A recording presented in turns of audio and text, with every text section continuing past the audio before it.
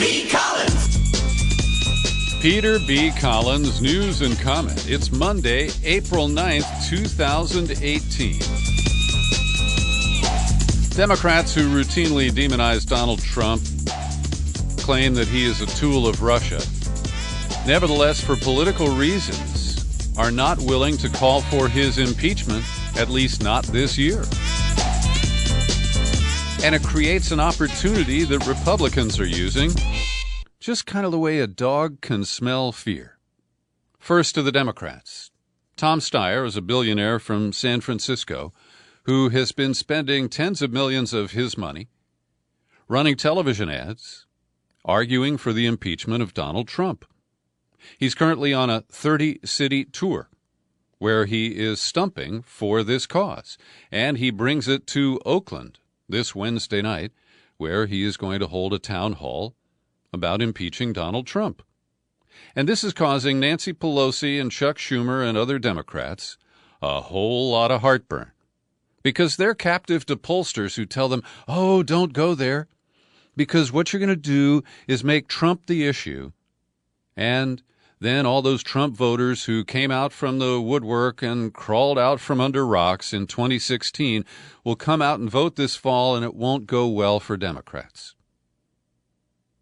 Now, I find this infuriating and idiotic, because I make the converse argument that if Democrats stood for something and had principles. They've been running around for a year and a half saying Russia stole the election, they hacked it, Trump is a tool of Putin, and we've got a crisis.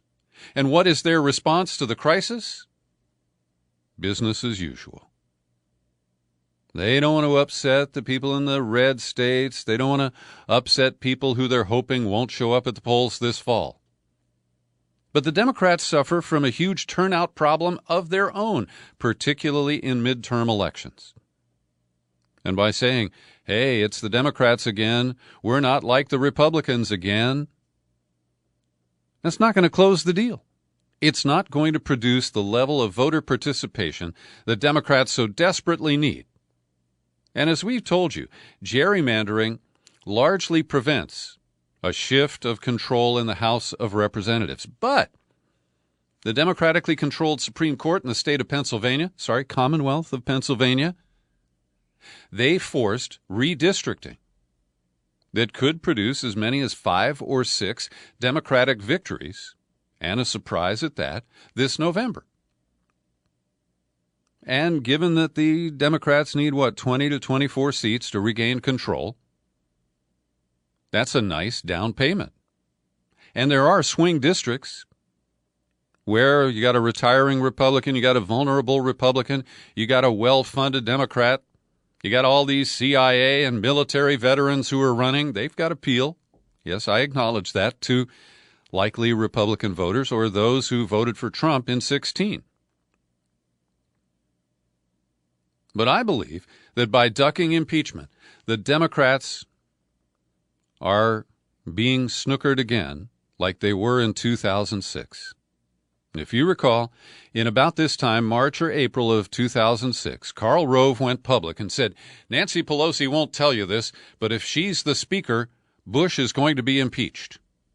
This was a desperate effort to rally Republicans to vote for the red team one more time to prevent those damn liberals from San Francisco from taking charge.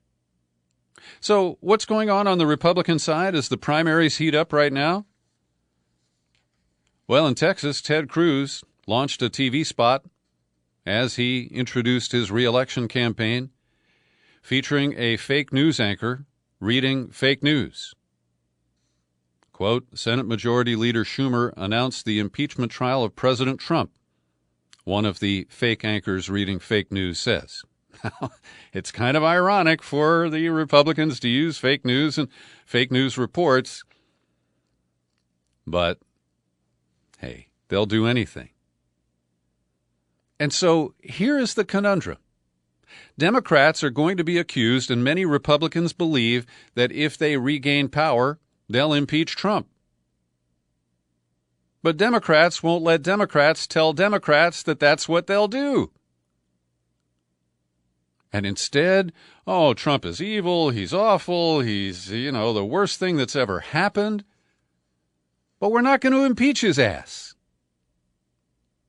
This is why the Democrats are doomed for the foreseeable future to second-rank status.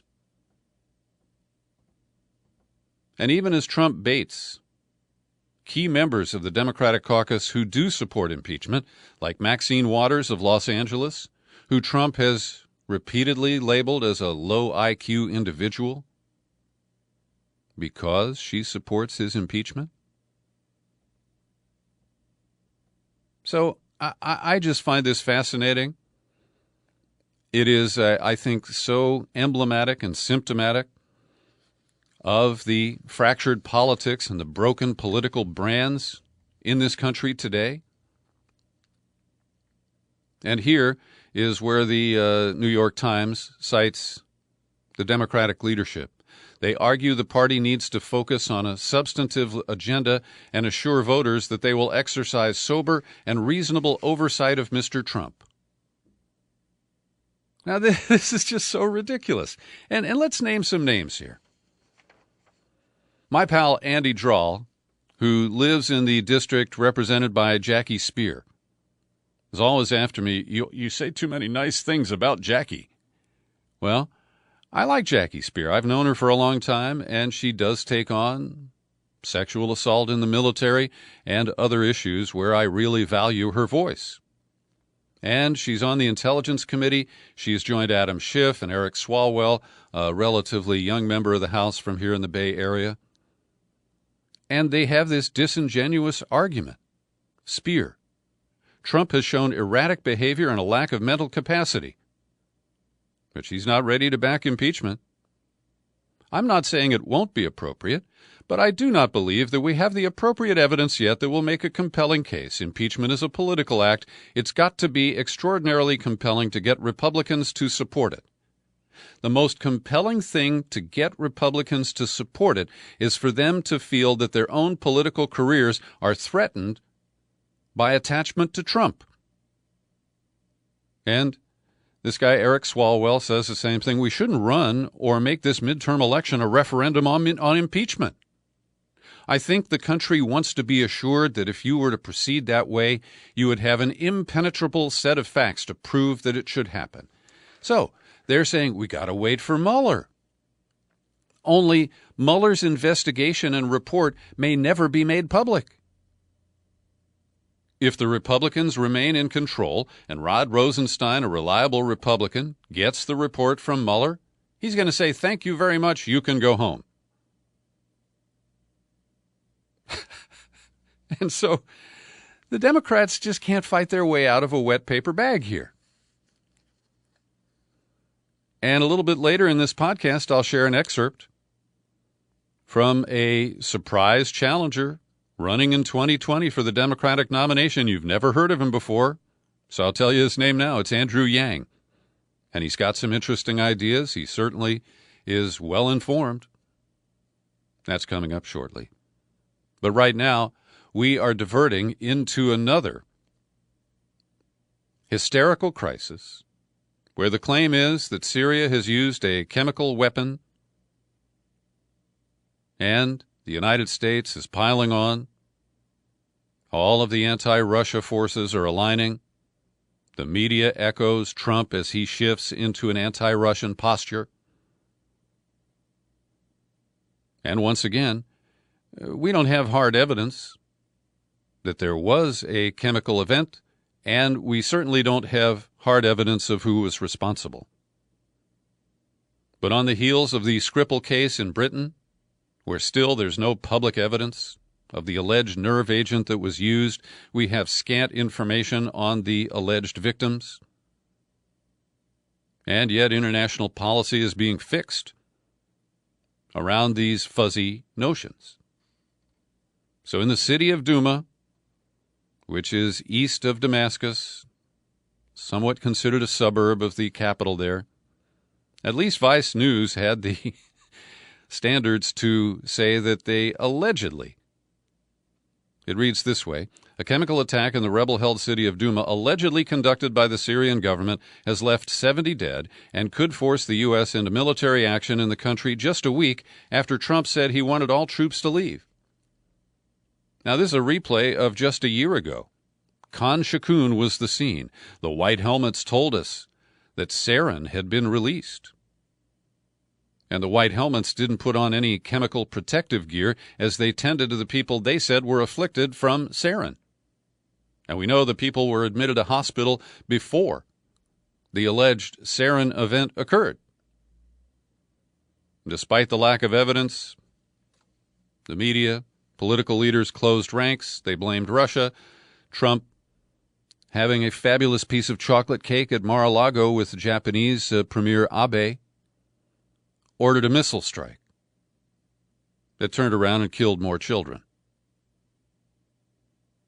So we're about to do that again. We don't know the details, of course, but this has forced Trump to shift into a mode where his tweets are critical of Russia, and he may even have to criticize Putin himself. Now, despite my skepticism about the Trump-Russia narrative, I freely acknowledge that Trump is weird about Russia, and he is weird about Putin. But consider the frame of what occurred a year ago, because Nikki Haley at the UN and Rex Tillerson, who at that point was Secretary of State, had both said that our policy had shifted and we were no longer committed to ousting Bashar al-Assad as the leader of Syria. That was promptly met by this Khan Shaykhun event. And Trump was forced to change his tune. So last week, the Joint Chiefs, General Votel, the regional commander, they were all caught flat-footed when Trump said, I want to get us out of Syria now. I want to bring the troops home. He was counseled that that was rash, and he is impulsive. But as you know, I agreed in principle with the idea that we should get our troops out of Syria. We never should have been there. But the difference between last year and this year appears to be that Russia denies that any chemical weapons, including chlorine, can be found in Douma today, just a couple of days after the incident was reported. Last year, it was more about, well, there may have been sarin released, but it didn't come from Syria, it didn't come from Russia, and it was just kind of left in a confused state. But Sergei Lavrov is saying flatly Russian troops have reached Douma. They reported that no chemical attack took place. Quote, our military specialists have visited this place along with representatives of the Syrian Red Crescent. They did not find any trace of chlorine or any other chemical substance used against civilians. Now, the chlorine nature apparently has been confirmed by those who confirmed this event. And it was falsely reported that it was sarin initially. In any case, I don't know. I wasn't there, and I await investigations and hard facts to be presented. But we've already called a UN Security Council emergency meeting for today, and the wild card is that John Bolton reported today for his first day of duty as chair of the President's National Security Council. And while he supported Obama's decision not to get further involved in Syria after the claimed use of chemical weapons in Ghouta in 2013, Bolton did support Trump's move last year to respond to the Khan Shaykhun incident. Now, with all this in mind, may I share with you that on March 22nd, I printed out a story from Information Clearinghouse by Federico Piracini, dated March 20th, citing Sergei Lavrov, Russian foreign minister, appearing on the RT channel, claiming that Moscow had reliable information that fighters are preparing to stage the use by government troops of chemical weapons against the civilian population. He went on to allege that the United States intends to accuse Assad's troops of using chemical weapons against civilians and then, quote, carry out a bombing attack on Damascus. Now, when I read this advance notice of a false flag attack, I printed it out and put it aside. Information Clearinghouse is not the most reliable source. But it got my attention because of the details that were included in Lavrov's prediction. And, this was not the only statement from Russia. March 19th, Russian and Syrian military figures reported they feared that rebels would stage a false flag chemical attack after, on March 13th, Syrian forces reported finding caches of chemical weapons in labs around the liberated areas of Ghouta. And so this was predicted. And it is rolling out just like the launch of a new feature film, a blockbuster, a sequel. And what are we to believe? What are the motivations here? Who benefits? Is this the pivot point where Trump can leave the whole Trump-Russia narrative behind and lead us grandly into some kind of a world war with Russia? I don't know. But it's all pretty scary. And, as I pointed out, the trigger is, like last year, that Trump announced he wanted out of Syria, and now he has turned on a dime, and he's threatening significant military action against Syria. And with Bolton in the picture, in the House, in the White House, we've got things to worry about. Now, as you absorb media throughout the next couple of days, and you're going to hear Democrats and Republicans clamor on board saying this is atrocious, it's outrageous, something must be done, the U.S. cannot afford to just not respond. We must do something. We must show Russia and Syria how much we care. But consider those same people who have nothing to say about Israel's latest slaughter of Palestinians in Gaza. There were at least 9 killed on Friday. An additional 491 people were wounded. What is the provocation? Every Friday, Palestinians march close to the barrier fence with Israel. The Israelis have snipers posted, and on a big hill a little bit further back, Israeli citizens sit as spectators and cheer on the slaughter of Palestinians. Is there anyone outraged by that? Well, anyone who holds political office in this country? I'm waiting to see. As I mentioned a few minutes ago, Andrew Yang is running for president. He's an entrepreneur. He's made some money in tech. He's published a new book. He's got some interesting ideas, I think. I don't agree with everything he says, but he's a general progressive. He wants to run as a Democrat. He's identified a bunch of domestic issues that he writes about on his website. It's yang2020.com if you want to check it out. And here's an excerpt from my conversation with Andrew Yang, where he identifies the threat to American workers from robotics. The American worker, especially truck drivers and retail salespeople, they are facing imminent obsolescence. And Andrew Yang wants to do something about it. Oh, that unemployment stat infuriates me because, as you say, it doesn't count workers who've dropped out of the workforce, which is now a record 95 million. Our labor force participation rate is down to 62.9%, which is the same level as the Dominican Republic or El Salvador. 7 Americans die of opiates every hour. Our life expectancy has declined for 2 straight years because of a surge in suicides among middle-aged Americans.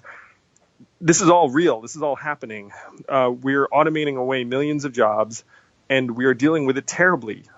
And our policymakers are failing us by pretending it's not happening. So this is the situation that gave us Donald Trump, and these are the challenges we must rise to as a people and as a society. I invite you to listen to my full interview with Andrew Yang. He's running for president, and he's got some interesting ideas. Check it out. It's available today at peterbcollins.com and most of our outlets, iTunes, TuneIn, Stitcher, Spreaker.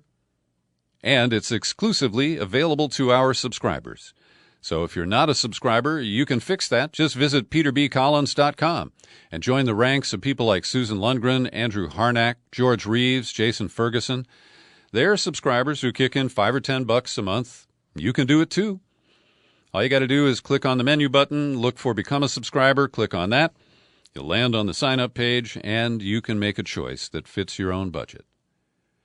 Well, I checked, and Scott Pruitt is still nominally the director of the Environmental Protection Agency. But an interesting analytical piece in Sunday's New York Times makes some interesting points about the way that Scott Pruitt has tried to dismantle key regulations at the EPA. Legal experts and White House officials say that Pruitt's haste to undo government rules and his eagerness to hold high-profile political events promoting his agenda, he has often been less than rigorous in following important procedures to achieve his goals. Quote, in their rush to get things done, they're failing to dot their I's and cross their T's, and they're starting to stumble over a lot of tripwires. For example, courts found that the EPA had ignored clear legal statutes when they ruled that Pruitt had illegally delayed a regulation curbing methane emissions from new oil and gas wells. And the proposed undoing of the Obama-era regulation aimed at cutting pollution of planet-warming greenhouse gases from vehicle tailpipes, the mileage requirements. Well, the original document was 1,200 pages, full of data and scientific arguments and graphs and charts. But Pruitt went into court with a 38-page document proposing rollbacks that experts say was devoid of the kind of supporting legal, scientific, and technical data that courts have shown they expect to see when considering major regulatory changes. We'll hold on to this as a silver lining. We could use one of those these days. This just broke before I sat down behind the microphone. FBI announced that they raided the Manhattan office of Michael Cohen, the longtime attorney for President Trump, and they served warrants seizing records related to his 2016 hush money scheme with adult film star, pornographic film star Stormy Daniels. That's all I've got on that, but that is an interesting development. And once again, when the Democrats say, oh, it's too early to impeach, it would be a premature ejaculation. I mean, it is obvious his attempts to obstruct justice. You don't have to succeed in obstructing justice to be found impeachable on that issue. I don't know if you had a chance over the weekend to hear my interview with Cliff Schechter about his experiences at the Sinclair broadcast group.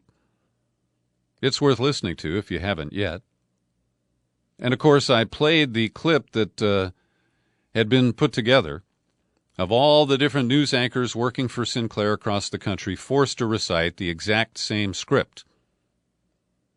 And a couple of Facebook friends shared over the weekend a clip from the blog posts of KB, I don't know KB, male or female, at Medium. And KB makes the point that this is not the first time that partisan people have recited the exact same language on mainstream media. And we go back to September 11th and 12th of 2016. Hillary Clinton had collapsed at the 9/11 memorial and was hustled away, and they had to manhandle her into the minivan that she was leaving the event in. And it created a real crisis for the Clinton campaign because it did appear that she was seriously ill and they had concealed it. So listen to, some people are campaign staffers of Hillary Clinton. The other are media pundits who are freely embracing the talking point of Robbie Mook and the Clinton campaign. The key phrase here is powering through. She made a determination with her doctor that she would power through this. She made a decision to just power through this. We've decided to power through sometimes, just power through this. Continue to power through. Yes, she tried to power through it. She decided to power through it. Well, you know, Brooke, she just wanted to power through. She just wanted to power through her schedule. So she wanted to just power through and keep doing it. I appreciate all of her desire to power through. To power through and get things done. She tried to power through it. It was Hillary Clinton's decision, essentially, to power through. The candidate who famously wants to power through these things. She's going to try and power through. We say when you get a cold, just power through. Power through. They thought she could power through. They thought she could power through it. They thought that she could power through it. Wants to power through things. That too, the powering through. Governor Jennifer Granholm said women just power through these things, and I get it. I try to power through all my illnesses. Hillary Clinton had a very busy day. All right, I'm not going to power through any more of this bullshit. You get the point. Also, at Sinclair, we learn that many of the contracts that they write for their news anchors and reporters have some very squirrely language in them. And this is something that I encountered when I was a high-paid radio host here in San Francisco. I was working for a company called Susquehanna Pfaltzgraff. They owned KNBR, and I was the guy who followed Rush Limbaugh every day. And when we were negotiating a contract, they inserted these clauses that I repeatedly demanded they remove, and they would not. And we ended up never agreeing to terms. I worked without a contract because, for example, they insisted that I agree to what were called liquidated damages. And that was that if I resigned and left the station, that it would hurt them so much that they would have to collect money from me. And it was in conflict with California law. They also included non-compete clauses, which are not enforceable in California, and they refused to remove them. So Sinclair does the same thing. An employee who makes $50,000 a year would have a liquidated damages clause requiring them to pay $10,000 if she or he wanted to leave before the contract was up. So if you work for Sinclair, get a lawyer and don't sign those kinds of agreements. Also, we're learning that the Department of Homeland Security has put out a request for proposals seeking a contractor who can create a database of 290,000 global news sources. Perhaps the Peter B. Collins podcast is one of them. The contractor will compile the database and try to identify top media influencers. The contract will include traditional news sources and social media, identify any and all coverage related to Homeland Security or a particular event, and it will also include assessment of the sentiment of the media outlet. This is not the first time that Homeland Security has compiled information on media workers. There's a lawsuit that's been filed challenging many aspects of restrictive laws passed recently in Mississippi related to access to abortion. Center for Reproductive Rights filed a lawsuit today.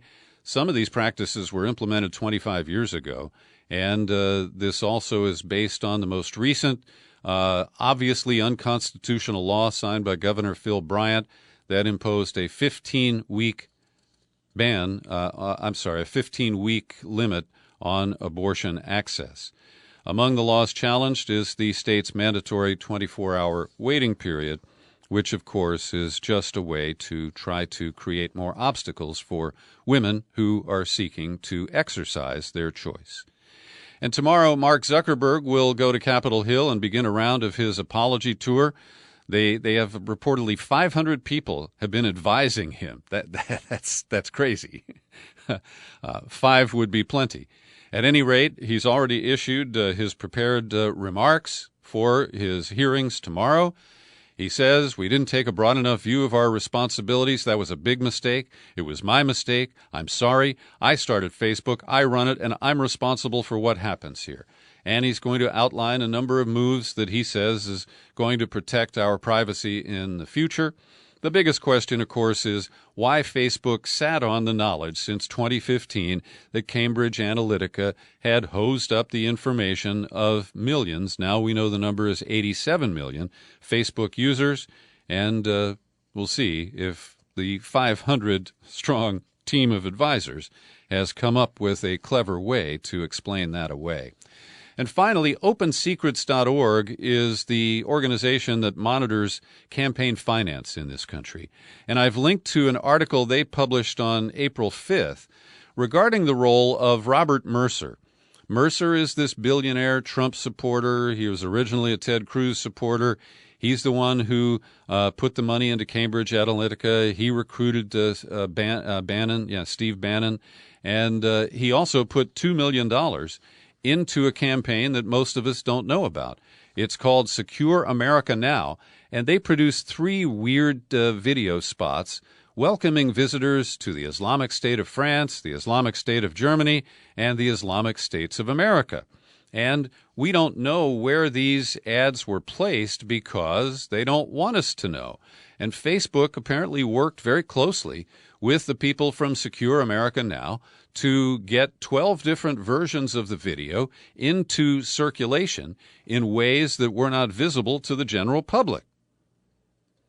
And in addition to the dark money from Robert Mercer, Ronald Lauder, heir to the Estee Lauder fortune and former boss of one of my brothers, kicked in $1.1 million, and his longtime political advisor, Alan Roth, serves as the president of Secure America Now.